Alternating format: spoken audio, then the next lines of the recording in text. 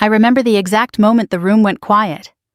The mediator had just finished reading the line about the trust, how it was meant for medical emergencies involving grandchildren. My father's hand froze around his coffee mug. My mother stared at the papers as if they'd started speaking a language she didn't recognize. My brother's smile slipped slow and crooked like something melting under heat. No one spoke. I thought about my daughter's fever that night, the way her skin burned under my palm, the way the clock kept ticking while everyone I trusted told me no. That was when I knew this wasn't about money anymore. It was about accountability. Only then do I take you back to how it all began. It started on a Tuesday evening that looked like every other Tuesday evening in our small Midwestern town. Dinner dishes still in the sink, the local news murmuring in the background. My daughter Emily curled up on the couch with a blanket too quiet for a 7-year-old who usually talked nonstop about school and her dog. When I touched her forehead, my stomach dropped. She was burning up. I took her temperature twice because I didn't believe the number the first time, 104. I tried to stay calm. I gave her fluids, a cool cloth waited the responsible amount of time, but the fever didn't break. It climbed. By 9 o'clock she was shaking. I called the nurse hotline. The woman on the other end didn't panic, but she didn't sugarcoat it either. At that temperature, she said she needs to be seen tonight. I asked about cost before I asked anything else. That's the kind of thinking you learn after years of living carefully. The hospital clerk was polite practiced. Emergency intake is about $3,000 up front. $3,000. I had $800 in my account. No credit cards. I'd used them up after my divorce and never quite recovered. I looked at my daughter, her eyes glassy, her breathing shallow, and I did something I hadn't done in years. I called my parents. My father answered on the second ring. I told him quickly, plainly, no dramatics, just facts. Emily has a high fever. The hospital says $3,000 up front. I need help. There was a pause. I heard the television in the background. Then he said it. I just bought your brother a boat. Not, I'm sorry, not how bad is it, just that. I waited thinking maybe he'd add something. He didn't. My mother took the phone. Her voice was calm, almost bored. Kids get sick all the time, she said. You're overreacting. She's shaking, I said. They said. We raised 3 of you without running to the hospital for every little thing she cut in. You'll scare her more if you panic. Then my brother's voice came on, laughing. Actually laughing. If she dies, that's fate, he said, like he was talking about a missed flight, not a child. I hung up. I sat there with the phone in my hand and felt something settle in my chest. Not anger yet. Something colder, something final. I didn't call back. I didn't beg. I wrapped Emily in her jacket and drove to the urgent care, hoping they'd take mercy on us. They didn't. They were kind, but rules were rules. They told me again, hospital. Tonight. I was standing in the parking lot trying not to cry where Emily could see me when my sister pulled in. She must have sensed something was wrong. She always did. She took one look at Emily and then at me, and she didn't ask questions. She went back to her car and came back with an envelope. I sold my jewelry this afternoon, she said. Here's $800. I told her it wasn't enough. She nodded. I know, but it's what I have. We went to the hospital anyway. Between the $800, a charity intake program, and paperwork I barely understood, they took Emily in. By morning, the fever had broken. An infection. Treatable, but serious.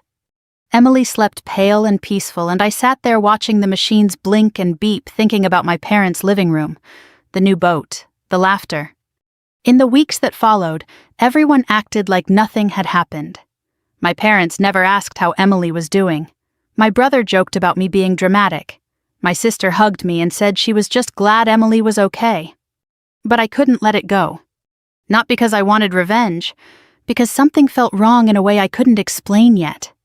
When the hospital bills came, I started organizing paperwork, old habit. That's when I noticed a familiar name on one of the insurance documents, my own, as a beneficiary, on a trust I didn't remember agreeing to. I made an appointment at the county legal aid office, just to understand, just to ask questions. The woman there was older than me, calm, thorough. She read the document slowly, then looked up.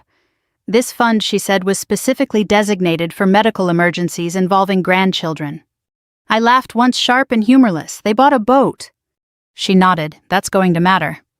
And that was when I realized something important. My sister thought she had saved us.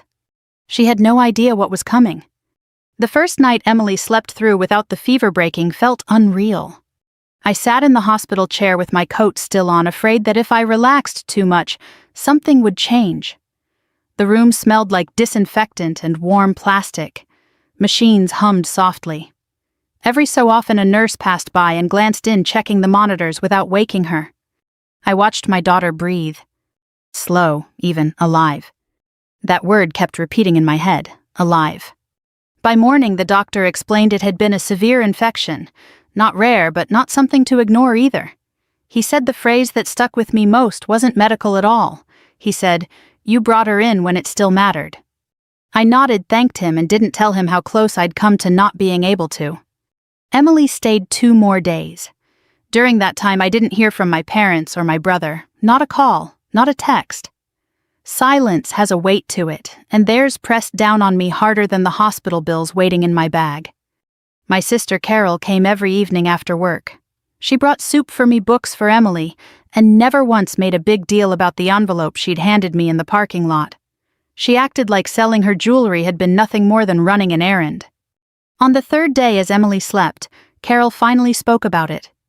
"I didn't tell Mom and Dad what I did," she said quietly. I looked at her. "Why not?" She shrugged. "They'd just make it weird, or turn it into something about them." That sounded right. When we were kids, Carol had always been the quiet one, the peacemaker, the one who gave without keeping score. I'd grown up believing that was just her nature. Sitting there watching her smooth Emily's blanket with gentle hands, I realized something else. She believed family showed up, no matter what.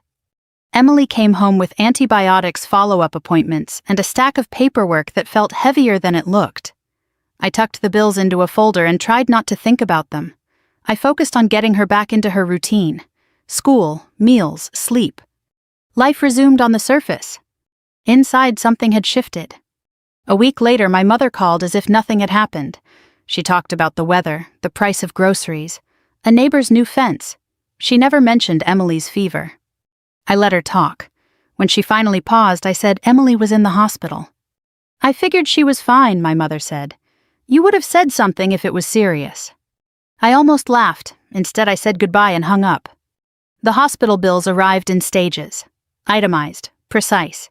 Each one a reminder of how close we'd come to disaster. I spread them out on my kitchen table one evening, calculator beside me, and started organizing. That's when I noticed something odd. One of the insurance statements listed a secondary coverage tied to a family trust. My name was on it not as a recipient, but as a contingent beneficiary. I frowned. I didn't remember signing anything like that. I called the number listed.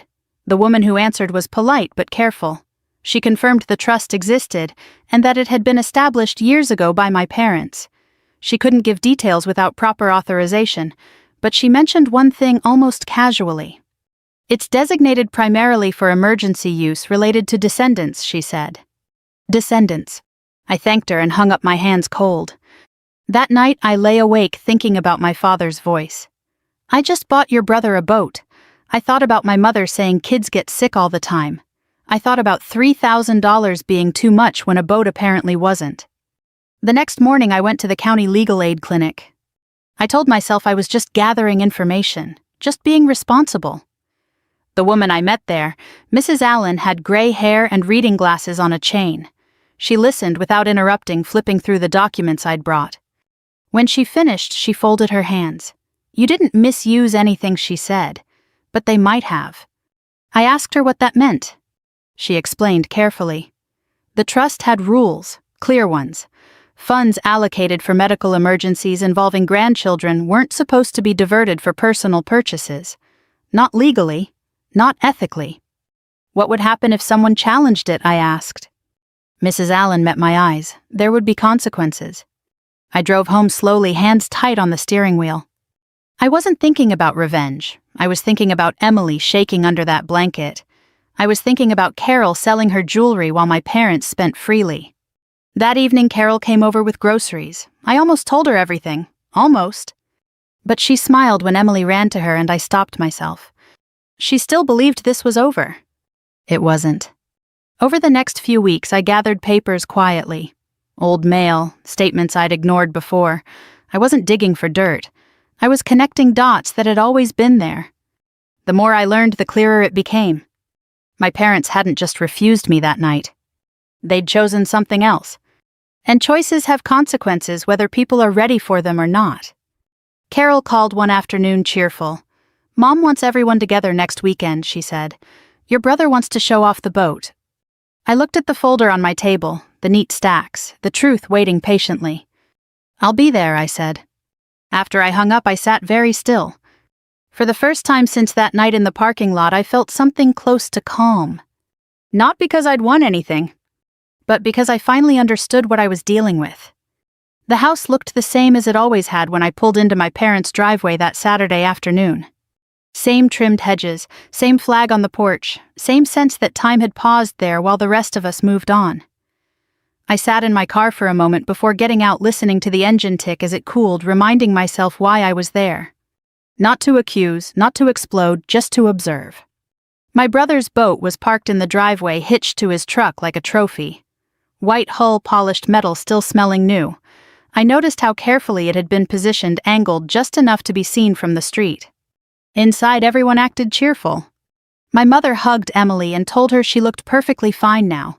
My father clapped my brother on the back and asked if he'd waxed the boat yet. Carol brought a pie and set it down quietly, smiling at everyone the way she always did. No one mentioned the hospital. No one mentioned the envelope. No one mentioned the night that had nearly broken me. We sat around the dining table eating roast chicken and potatoes, the same meal we'd had 100 times before.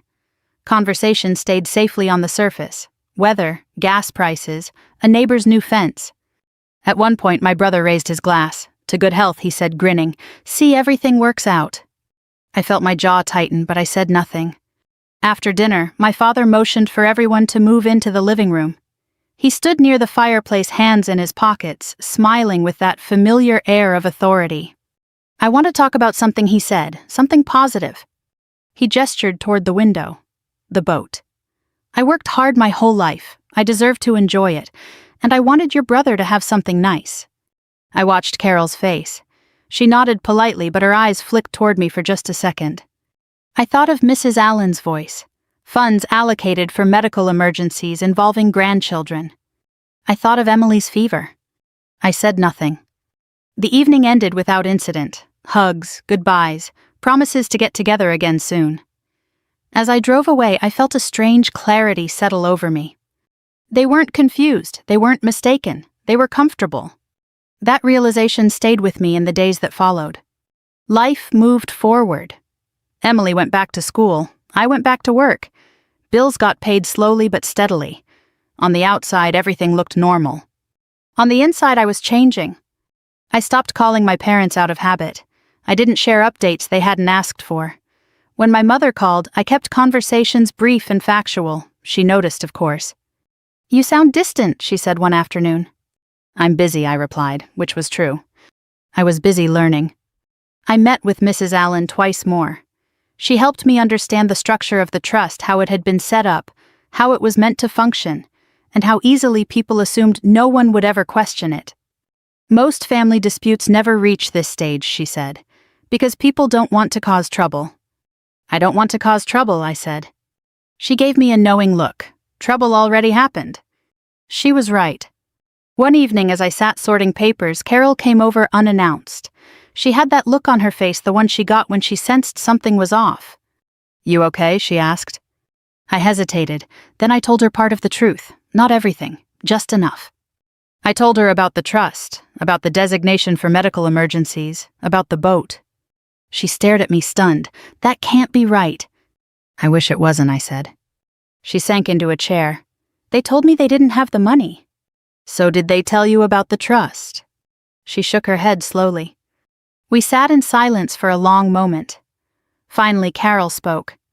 "I didn't give you the money to prove anything," she said. I couldn't not help." "I know," I said. My throat tightened. "That's why this matters." Carol looked at me, then really looked at me. "What are you going to do?" I took a breath. "I'm going to let the truth speak for itself." She nodded, but worry clouded her face. This is going to hurt people. I know, I said. It already has. The family meeting was scheduled 2 weeks later. My mother said she wanted to discuss some paperwork. I knew better. I asked Mrs. Allen if I should bring anyone with me. You don't need a lawyer, she said, but you might want a witness, someone neutral. She suggested a retired probate clerk. She knew a man who now worked as a county mediator, helping families navigate difficult conversations before they turned into lawsuits. He's calm, she said, and he knows the law. That sounded right. The night before the meeting, I sat at my kitchen table with the folder open in front of me. Documents neatly arranged, notes clipped to the top. Everything labeled, everything clear. Emily slept in her room, breathing softly. I wasn't nervous. I wasn't angry. I felt steady. For the first time, I understood that accountability didn't require shouting. It required truth presented calmly without apology. Carol texted me before bed. Whatever happens tomorrow, I'm with you. I stared at the message for a long moment. She still didn't know everything. Soon she would. The mediator arrived 10 minutes early.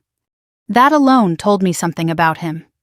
He was punctual, quiet, and carried a thin leather briefcase that looked older than my brother's boat.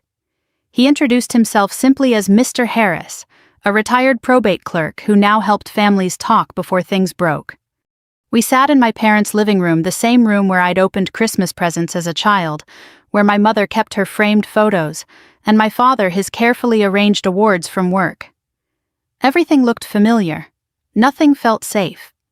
My parents entered last. My father nodded politely at Mr. Harris, sizing him up.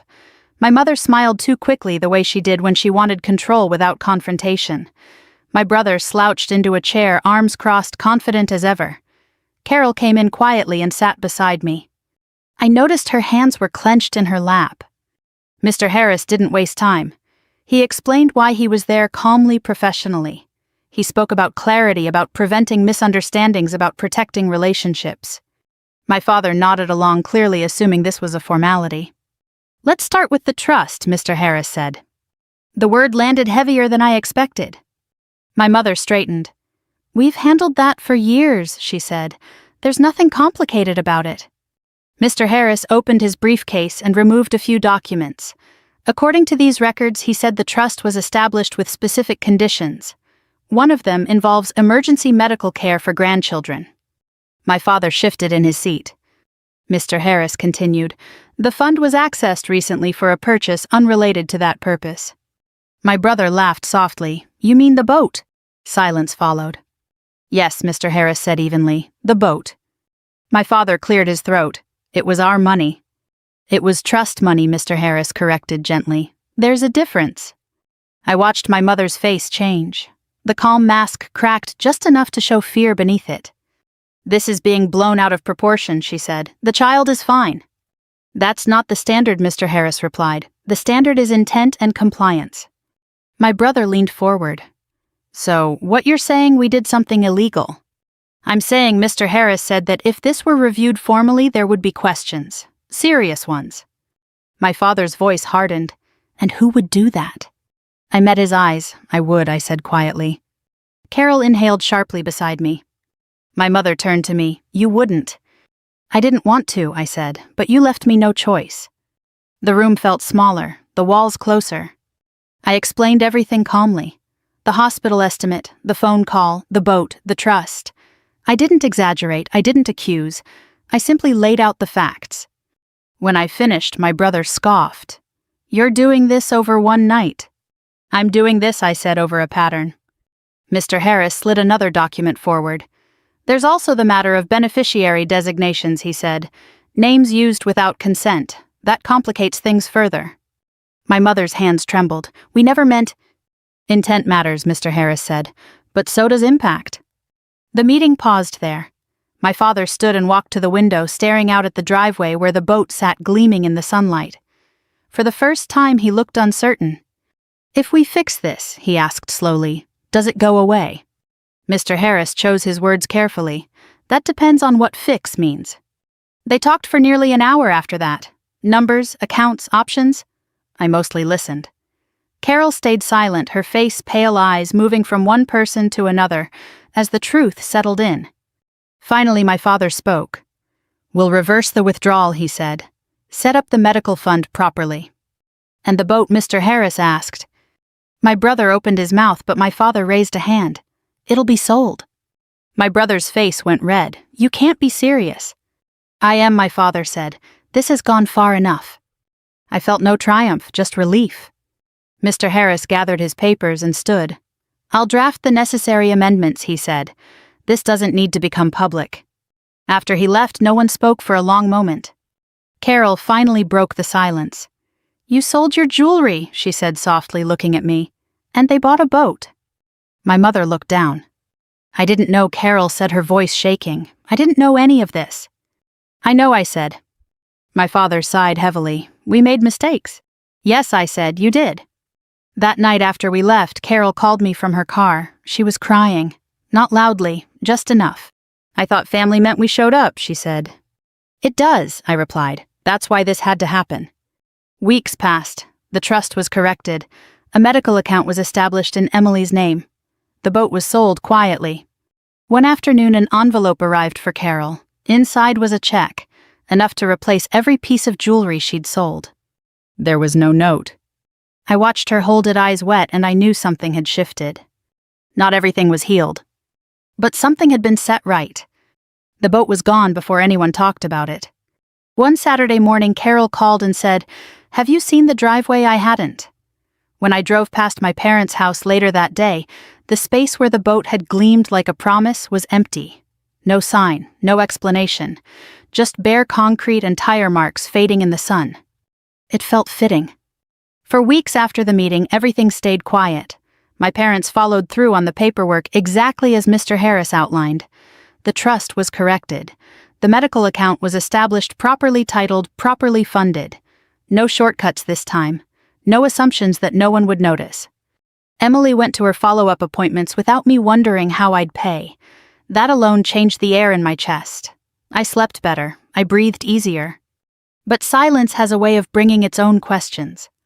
My mother called one afternoon and asked if she could come by. Just her, no father, no brother. I agreed. She arrived with a loaf of banana bread, the same recipe she'd used my entire childhood. She set it on the counter like an offering, and stood there, hands clasped, not quite looking at me.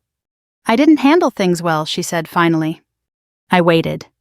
"We didn't think it was as serious as you made it sound," she continued. "We've always believed in not panicking." "Panicking isn't the same as acting," I said. She nodded slowly. "Your father and I grew up differently. We didn't have money for doctors." "I didn't ask you to relive your childhood," I replied. "I asked you to help your granddaughter." That landed. I could see it in the way her shoulders dropped. "I know," she said quietly. It wasn't an apology, but it was closer than I'd ever heard from her. A few days later, my father called. He asked if we could meet at a diner halfway between our houses. Neutral ground. I agreed. He was already there when I arrived, sitting in a booth by the window. No coffee yet. Just his hands folded on the table. "I've been thinking," he said after I sat down, "about that night." I waited again. "I told myself I was being practical," he said. "I told myself kids get sick and money has to be managed carefully." And I asked. "And I didn't want to admit that I'd already spent the money," he said, "on something I wanted." That was the closest he'd ever come to saying I chose myself. "I can't change that," he added, "but I can admit it." That mattered more than I expected. My brother was the last to reach out. Weeks passed before he called, and when he did, his voice was defensive right away. "I didn't know about the trust details," he said. "Dad just said it was fine." "You laughed," I reminded him. "You said if she died it was fate." There was a pause. Then quieter, "I shouldn't have said that." "No," I agreed. "You shouldn't have." He sighed. "The boat's gone," he said, as if that settled things. "It doesn't," I replied, "but it's a start." What surprised me most was Carol. One evening after Emily had gone to bed, Carol sat at my kitchen table and traced the rim of her mug with her finger. "I keep thinking about how fast I acted," she said. "I didn't stop to think. I just did it." "That's who you are," I told her. She shook her head. "No, that's who I thought everyone was." That sentence stayed with me. A month later, my parents asked if we could all have dinner together again. No mediator, no paperwork, just dinner. I hesitated, then agreed. This time the conversation was different. Slower. Careful. My father asked Emily about school and actually listened to the answer. My mother packed leftovers for us without comment. My brother didn't joke. At the end of the night, my father stood and cleared his throat. We set aside additional funds, he said. For emergencies. Properly. I nodded. That's what it's for. Driving home, Carol rode with me. She stared out the window and said, "I don't feel like we won." "We didn't," I said. "We corrected something." "There's a difference." I thought back to the night Emily's fever spiked. The panic, the rejection, the envelope Carol handed me under flickering parking lot lights. I thought about how easily that night could have gone another way. Revenge, I'd learned, doesn't always look like shouting or public humiliation. Sometimes it looks like paperwork truth and quiet accountability. Sometimes it looks like a family being forced to face itself. And sometimes the most powerful moment is when the room goes quiet and everyone finally understands why. Accountability didn't arrive all at once. It came in small, uncomfortable adjustments that no one announced, the kind you only notice if you're paying attention. My parents stopped making casual jokes about money. My father no longer talked about what he deserved. My mother asked questions before offering opinions. They were subtle shifts, but they mattered. The most visible change was the trust. Mr. Harris finalized the amendments and sent copies to everyone involved. The language was clear, firm, and boring in the way legal documents are supposed to be. Funds designated for medical emergencies were now locked behind stricter oversight.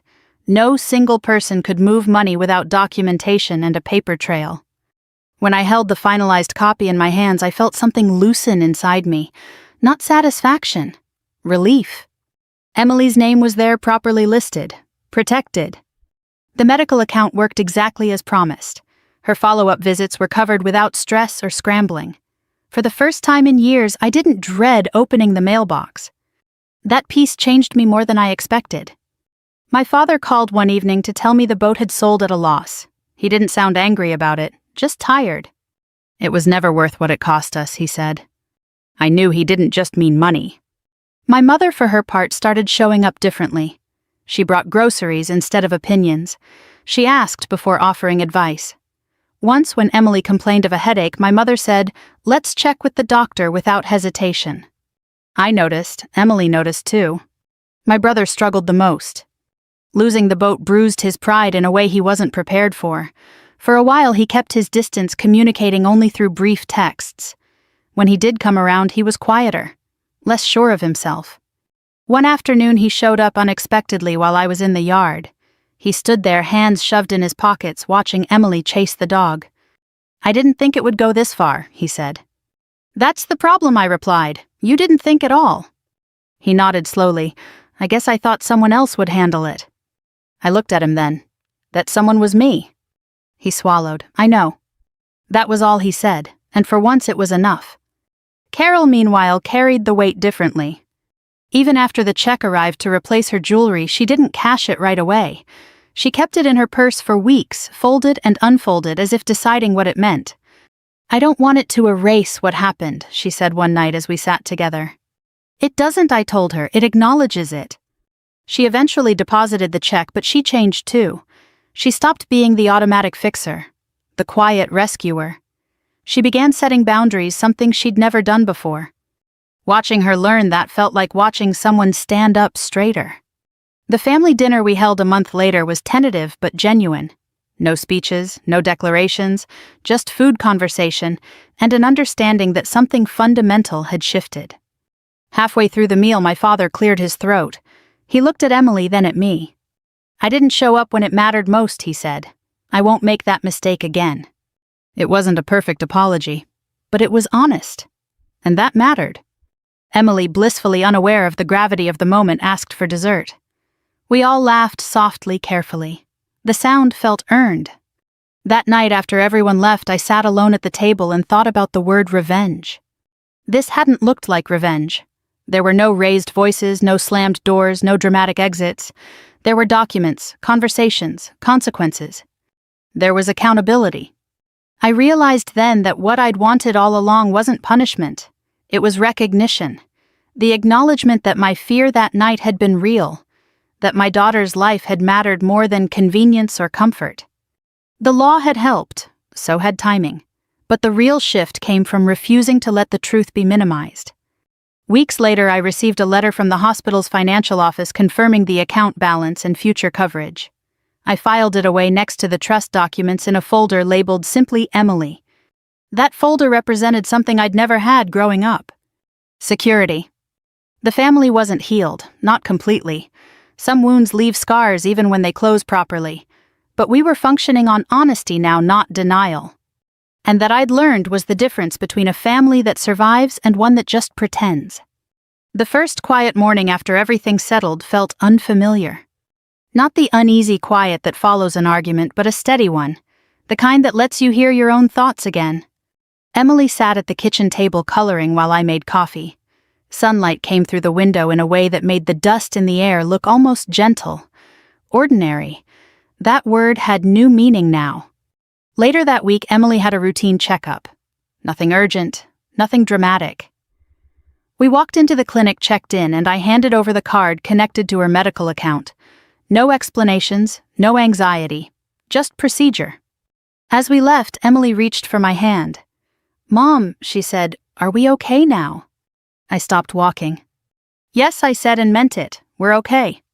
That night I thought about the question for a long time. Not because I doubted the answer, but because of how much it had taken to get there. My parents invited us over the following Sunday. Nothing formal, just coffee and pie. I watched them with Emily, how my mother fussed with her jacket, how my father knelt to her level when he spoke. It wasn't perfect, it never would be. But it was different.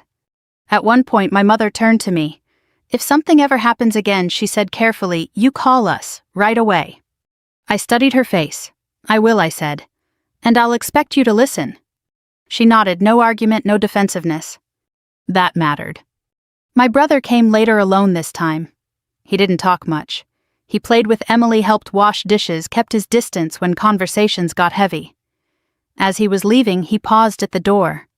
"I was wrong," he said. "I know saying it doesn't fix everything, but I needed to say it." "I know," I replied. We stood there a moment longer, then he left. Carol stayed behind. After Emily went to bed, we sat on the porch, the night air cool and still. She sipped her tea and stared out at the yard. "I used to think being good meant being quiet," she said, "not causing problems." "So did I replied. She smiled faintly. "Turns out being good sometimes means speaking up." "Yes," I said, "it does." We sat in comfortable silence, the kind built on shared understanding. As weeks turned into months, life continued. School projects, work deadlines, birthday plans. But underneath it all was a structure that hadn't existed before: clear boundaries, documented protections, conversations that didn't stop at discomfort. The trust remained in place, monitored and transparent. The medical account was reviewed regularly. My parents followed through without being reminded. They didn't treat it like a favor, they treated it like a responsibility. That distinction changed everything. One afternoon, while sorting old papers, I came across the hospital receipt from that night. The numbers still made my chest tighten, but the panic was gone. I kept the receipt anyway, not as a reminder of pain, but as proof. Proof that love without action is just words. Proof that family isn't defined by what people say when things are easy. Proof that accountability handled calmly can change the shape of a relationship. I realized something else too. Revenge stories are usually told with raised voices and dramatic endings, but real life rarely works that way, especially for those of us who've lived long enough to know the cost of burning bridges. Sometimes the strongest response is clarity. Sometimes the loudest moment is silence when no one can deny the truth anymore. And sometimes reconciliation doesn't mean forgetting, it means moving forward with eyes open. If there's one lesson I carry from all this, it's this: plan ahead, ask hard questions, and never assume others will act in an emergency the way you would. Protect your children not just with love, but with preparation. Documents matter, conversations matter, boundaries matter. And if you've ever felt dismissed in a moment of need, if someone you trusted told you no when everything was on the line, know this: your fear was valid. Your instinct to protect was right. And you're not wrong for expecting better. If this story resonated with you, take a moment to reflect on the people you'd call in an emergency, and whether the systems around you are truly ready. If you feel moved to share this story with someone who might need it, please do. And if you'd like to hear more stories like this, grounded, honest, and drawn from real-life lessons, I invite you to subscribe and stay with us. Thank you for listening. Thank you for reflecting. And most of all, thank you for caring about what truly matters.